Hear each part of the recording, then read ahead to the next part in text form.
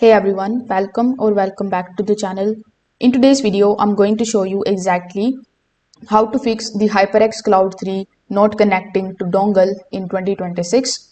So to begin with, the HyperX Cloud 3 wireless relies on the 2.4 GHz USB dongle.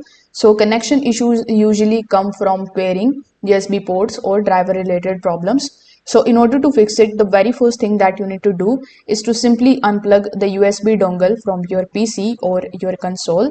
After doing so, you just have to do nothing but to just wait for at least 30 to 60 seconds. After this time duration, you just have to plug it back in. You can also try a different USB port, preferably a rear USB port. After that, you just have to turn off your headset. For that, simply press and hold the power button for a few seconds on your headset, and then you just have to turn it back on.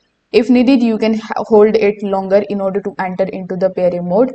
Just wait for it to reconnect to the dongle. Now, when you do this, you just have to look for this small LED light. If it is blinking, it simply means that you are in the pairing mode.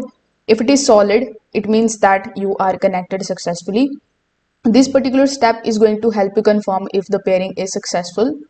After doing this, you just have to simply restart your PC and your console. This also refreshes the USB detection and fixes the temporary connection issues.